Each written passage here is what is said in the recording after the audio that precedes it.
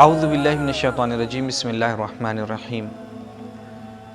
رمضان المبارک کا مہینہ جو کہ برکتیں رحمتیں لے کر کے حاضر ہوا تھا، ہمارے درمیان سے کس طریقے سے گزر گیا ہمیں خبر بھی نہ ہوئی، اور واقعی جو بندگی کا حق تھا وہ ہم ادا نہ کر سکے۔ بس اللہ سے اسی بات کی دعا ہے کہ خدا ہمارے اعمال کو قبول فرمائے، ناقص عبادتوں کو شرف قبولیت عطا فرمائے، اور ہمیں اپنے بندوں میں شمار کر لے کہ سب سے بڑی نعمت اور فضیلت انسان کے لیے یہی ہے کہ وہ اللہ کا بندہ بن جائے۔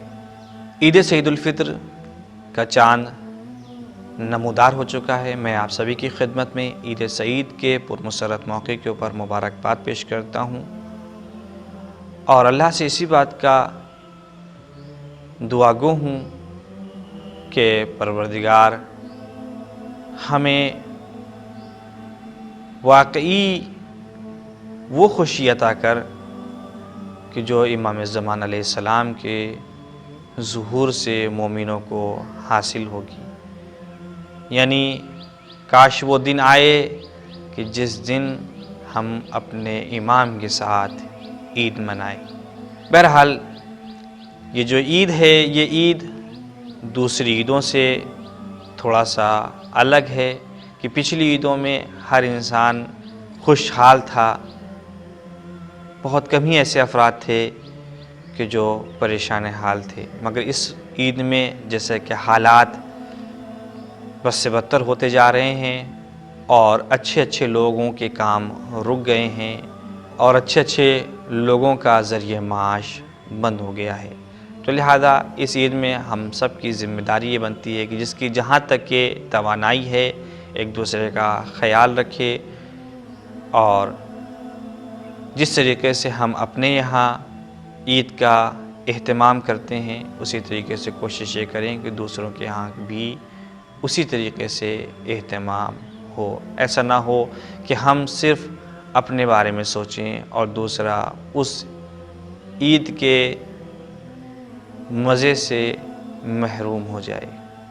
لہذا پروردگار عالم نے رمضان کے آخر میں عید کو رکھا، اور اس میں فطرے کو واجب قرار دیا کہ اگر کوئی انسان فطرہ نہیں دیتا ہے تو اس کا روزہ قبول نہیں ہے۔ اور شاید اس کی وجہ یہ ہو کہ جب آپ خوش ہو رہے ہیں تو آپ کے پاس پیسہ ہے، آپ کے پاس دولت ہے، آپ اپنے بچوں کے لیے، اپنے لیے، اپنے گھر والوں کے لیے نئے کپڑے، نئے کھانوں کا انتظام کریں گے، تو وہ غریب خانوادہ یا وہ غریب فیملی کی جو پریشان ہے اس کی عید کا بھی انتظام ہونا چاہیے، اور اسی لیے فطرے کو رکھا گیا ہے تاکہ آپ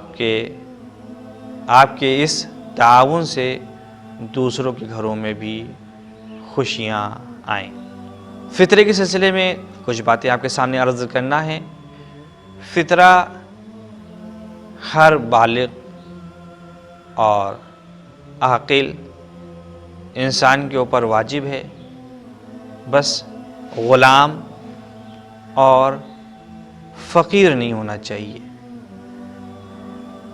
اگر کوئی غلام اور فقیر ہے تو اس کے اوپر فطرہ واجب نہیں ہے، اور فقیر کی جو تعریف بیان کی گئی ہے وہ یہ ہے کہ جس کے پاس اپنے سال بھر کا خرچہ موجود نہ ہو، یعنی اگر کسی کے سال بھر میں 50,000 خرچ ہوتے ہیں تو اس کے پاس صرف 40,000 روپے ہوں اپنا خرچہ چلانے کے لیے، تو وہ انسان بھی فقیر شمار کیا جائے گا۔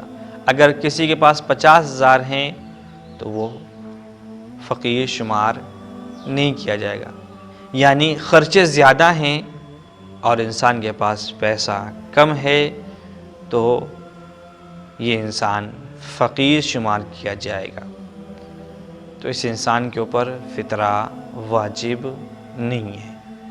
فطرہ نکالنا ہر بالغ اور عاقل کی ذمہ داری ہے، بس فقیر اور غلام نہیں ہونا چاہیے۔ فطرہ کس چیز کے اوپر نکالا جائے، یہ بھی ایک سوال جو ہر سال اٹھتا ہے اور ہر سال اس کا جواب بھی دیا جاتا ہے، لہذا دوبارہ پھر اس کی تکرار کر دی جائے کہ فطرہ جو نکالا جائے گا وہ اس غذا کے اوپر نکالا جائے گا جو آپ کے شہر میں یا آپ کے جہاں رہ رہے ہیں وہاں کے اکثر لوگ اس غذا کا استعمال کرتے ہو، یعنی معمول ہو اس غذا کا استعمال کرنا آپ کے شہر یا آپ کے گاؤں میں۔ تو اگر اس چیز کے اوپر فطرہ نکالا جائے تو زیادہ مناسب ہے۔ بہت سارے لوگ یہ سوچتے ہیں کہ فطرہ ہم جو چیز کھا رہے ہیں، جو چیز اب زیادہ استعمال کر رہے ہیں، اس چیز کے اوپر فطرہ نکلے گا۔ نہیں، اس چیز کے اوپر فطرہ نہیں نکلتا، بلکہ اس چیز کے اوپر فطرہ نکلے گا کہ جو عام طور پر آپ جہاں رہ رہے ہیں، جس شہر میں رہ رہے ہیں یا جس گاؤں میں رہ رہے ہیں، اس گاؤں کے لوگ یا اس شہر کے لوگ جو چیز زیادہ استعمال کرتے ہیں اس کے اوپر فطرہ نکلتا ہے۔ تو عام طور کے اوپر آٹا، چاول، یہ ساری چیزیں وہ ہیں کہ جو زیادہ استعمال کی جاتی ہیں، تو اسی کے حساب سے آپ کو فطرہ نکالنا ہوگا۔ اور اس کی مقدار کیا ہے؟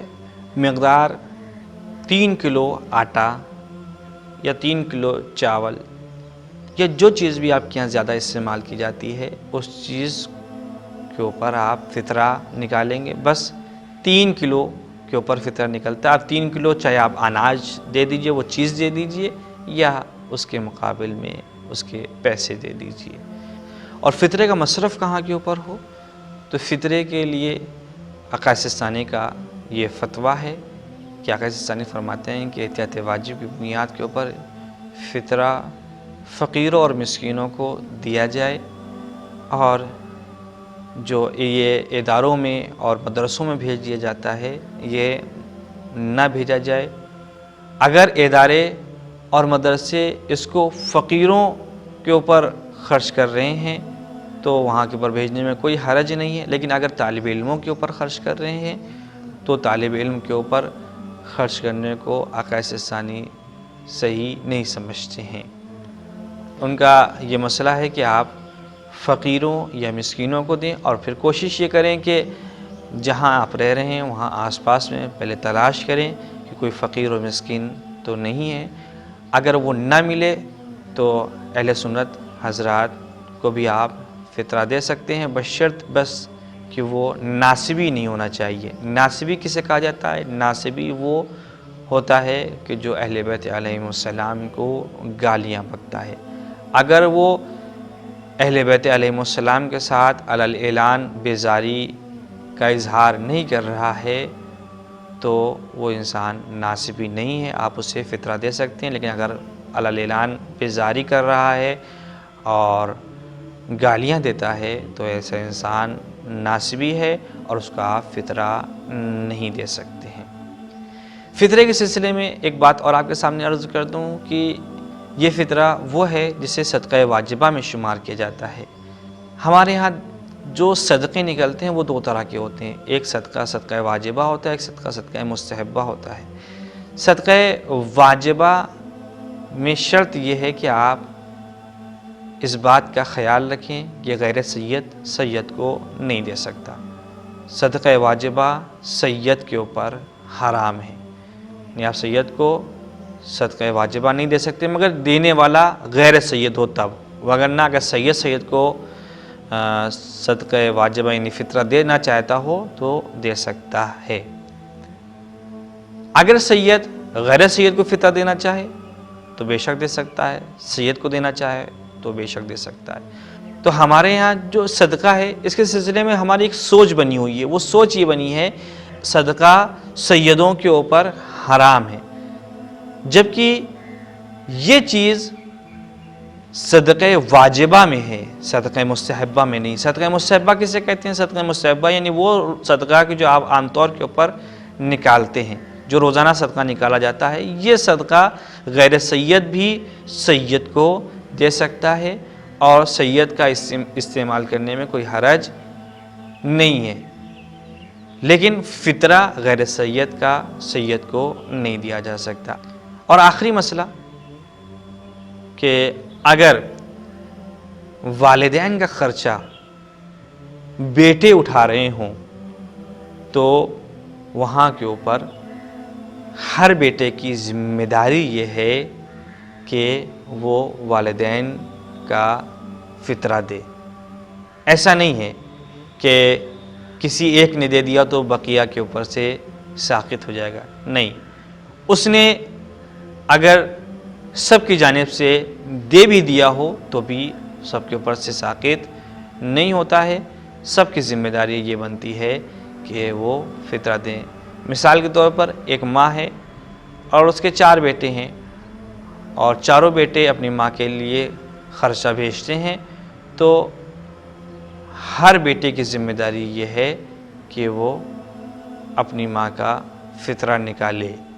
مہمان کے سلسلے میں جو مسئلہ ہے وہ یہ ہے کہ مہمان اسے کہا جاتا ہے کہ جو آپ کے گھر میں رکنے کی غرض سے آیا ہے، جو اس قصد سے آیا ہے کہ آپ کے یہاں مہمان بنے گا اور آپ نے بھی اس کے لیے سارا انتظام کیا ہے، وہی انتظام کہ جو ایک مہمان کے لیے کیا جاتا ہے، تو پھر اس کا فطرہ نکالنا واجب ہے۔ یعنی اگر کوئی انسان شب عید سے پہلے آپ کا مہمان ہو جاتا ہے تو اس کا فطرہ نکالنا واجب ہے، لیکن اگر کوئی آپ کے گھر پہ کھانا کھانے کے لیے آ رہا ہے تو اسے مہمان شمار نہیں کیا جاتا اور اس کا فطرہ نکالنا بھی آپ کے اوپر واجب نہیں ہے۔ وصلی اللہ علی محمد وآلہ الطاہرین۔